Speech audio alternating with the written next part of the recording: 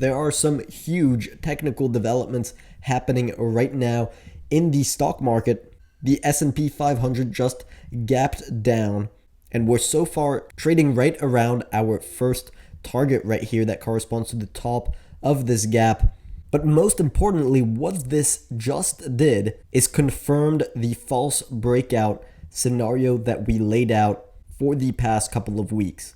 This was the previous high in February, and back here, right there, we talked about the fact that the market was starting to coil right below the all-time high right there and was getting ready for a bounce off that trend line and a last leg up above the all-time highs, and then a false breakdown dropping back below the previous all-time highs. And so far that is exactly what has happened. Now, why did we expect such a scenario? We can go back in the chart history right here, and you'll see this is something that happens a lot in the markets. You can see we had an all-time high right here, January 2018, and right there the markets make one last leg up before making a false breakout and dumping at the highs. And same thing here, we have an all-time high right there. The market rallies all the way to the all-time highs, makes a slight higher high before dumping at the highs. And I believe we called the video discussing this the all-time high trap, because that's exactly what it is. You can see it happened again right there, slight higher high, and then a last dump. And it is a trap because it traps retail investors at the highs. That's how they trap as much dumb money at the all-time highs as you get those news headlines, and then they dump the markets back below the all-time highs. So what happens after this is extremely important, because this is either a fake out, shaking out weak hands for the next leg up in the markets, or this could be the real deal like it was in 2018, where we had an actual big stock market crash right there. So we are going to highlight some opportunities that we see in the markets right now, but you have to realize that the stock market right now is a dangerous place to be. So keep your position size small, be patient, only trade when you have maximum confidence, and always remember to hit the like button on this video in order to help our channel out. So thank you very much for doing that. So we're going to break down the video into 3 parts, and we're going to start off by talking about what the herd is doing right now. What are most investors doing right now? I'm going to clean the chart up a little bit. So now it is perfectly clear. This is an uptrend, and along an uptrend you have corrections along the way, steep ones and shallow ones, and this is just another correction along an uptrend. So many investors are currently buying the dip right now, which for a beginner is not too bad of an idea, right? You have an uptrend and you have a correction. So what do you do with a correction on an uptrend? You buy the dip. You've got the 50-day moving average right below, and you've got some support below here that could act as support. So it could be worth it, but it is risky. Stocks are dropping very quickly off the top here. We've so far gone down 7% of the highs. We've just gotten a huge break of trend line that goes back weeks, and we are in bearish momentum. So there is no rush to buy the dip right now. Be patient, let the markets breathe for a while. We've seen tremendous gains in the S&P 500 recently. There's no need to rush into buying the dip right now. When the markets start to show that they're going to be turning around, that's when we're going to be able to successfully buy with a little risk. And so an example of a nice trade you can make, watch this level right here, this 3,390 point level. This is the previous high level. And so what are most bearish investors doing right now? They're shorting the markets from that level. This is a false breakout. And what do you do when you trade a false breakout? Well, you set your stop loss just above that previous high. And so if the markets turn around and head on past that level, past their stop loss, all of a sudden it's not a false breakout anymore. It's actually more of a bear trap. And that will trigger a huge leg up, a huge short squeeze right here. So a break back above this level is a buy signal on its own. Right now, we are just under major resistance.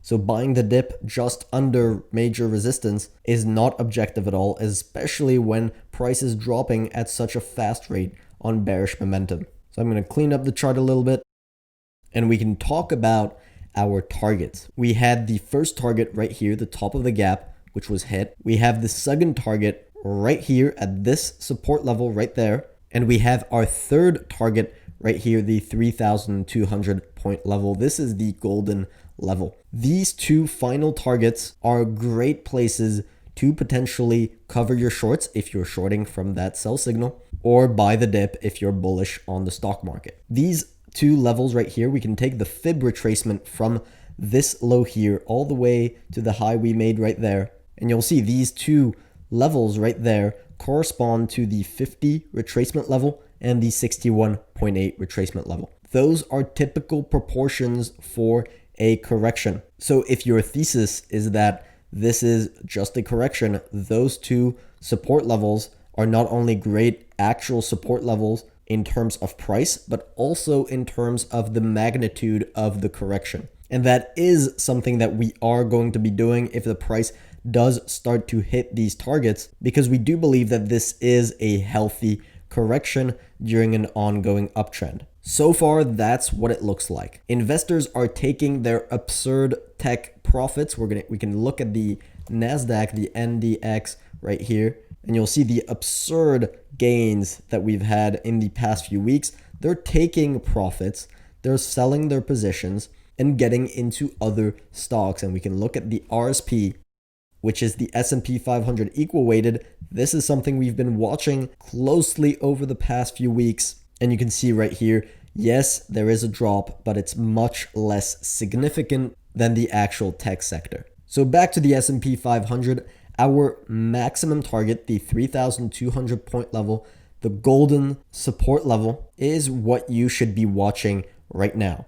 If the price starts to crack below this level, that becomes very worrying. This is no man's land for anyone trying to buy the dip right now. If we break below the 61.8 retracement level, that tells you that this is not just a correction, but could actually be the beginning of a big downtrend in the markets. And then you're looking at the next target being 3,000 point for a short trade, and potentially even lower if we really start getting into these levels. So the second point that we want to talk about in this video is the huge megaphone pattern that we're seeing on the longer term time frame.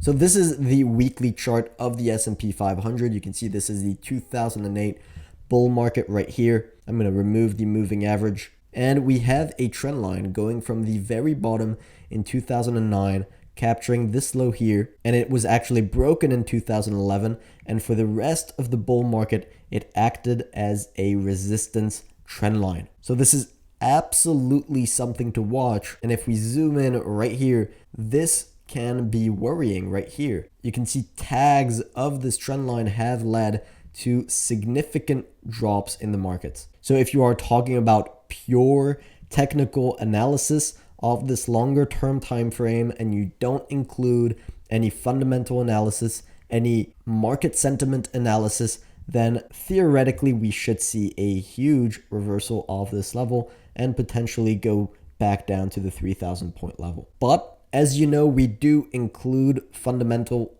analysis and market sentiment analysis in our investing and trading. And that brings us to two major points regarding this pattern right here. First of all, too many people are looking at this. We have a megaphone pattern, and I cannot tell you how many posts, how many articles I've seen talking about this megaphone pattern right here. And when something is too obvious like this, when everybody is watching the same exact thing, it usually doesn't play out. So again, that's what we're saying right now so far because of how the correction is currently playing out. But if we start breaking below the 3,200 point level, we will change our thesis. Our analysis is dynamic, And just because we're bullish today and we're looking for opportunities to buy the dip today doesn't mean that a couple weeks from now we can't switch to a bearish outlook because of technical posture. Now, the second point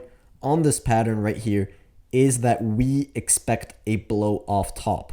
Now, this is a little bit more fundamental based because we believe that we are in the final stage of a bull market, and that does end with a breakout of the overhead resistance on the final leg up. And I'm going to show you what I mean. We're going to go back to 2008 right here. We can put a trend line resistance very similar right here, and you can see the final move to the top took out that trend line. And again, this is how they trap the most amount of investors at the top of a bull market. And we can look at the .com bubble, the exact same thing. This is the NASDAQ 100 during the 90s and the .com crash right here. And you can see we can draw a trend line going from these highs right here. And on the final delusion phase, the final blow off top phase, we have a breakout above this trend line resistance right there.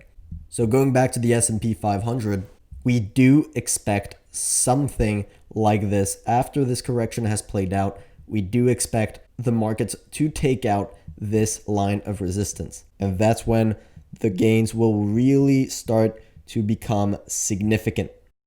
And before finishing the video, we would like to thank our sponsor, PrimeXBT, for this video. We think PrimeXBT is the best Bitcoin platform for margin trading. You can trade the S&P 500, other stock indices, Forex, cryptos. PrimeXBT lets you trade with up to 100 times leverage on stock indices and cryptos, so giving a relatively small position size a huge potential. Of course, you should know that trading is risky and that taking on leverage works both ways. PrimeXBT was able to sustain the volatility of the flash crash in March, which is rare for a trading platform offering that kind of leverage. Now, as always, good luck on your trading and see you next time. So I hope you guys enjoyed. If you did, make sure to drop a like on this video and subscribe to the channel if you haven't already. In the meantime, of course, good luck on your trading and see you next time.